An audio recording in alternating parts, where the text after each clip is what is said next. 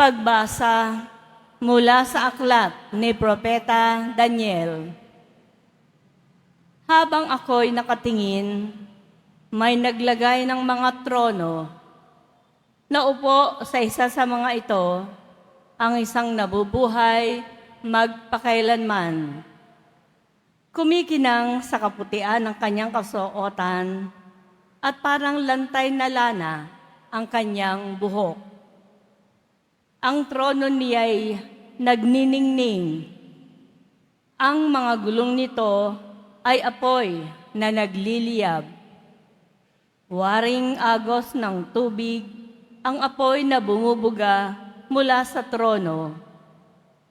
Ang naglilingkod sa kanya'y 1,000,000, bukod pa sa milyon-milyong nakaantabay.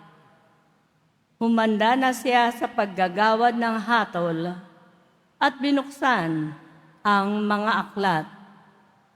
Patuloy ang aking pangitain. Ang nakita ko naman ay tila isang taong nakasakay sa ulap. Bumaba ito at lumapit sa nabubuhay magpakailanman. Binigyan siya ng kapamahalaan, ng karangalan at ng kaharian.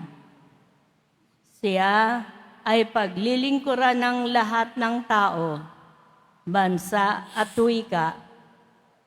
Ang pamamahala niya ay di matatapos at di babawiin at hindi mawawasak ang kanyang kaharian.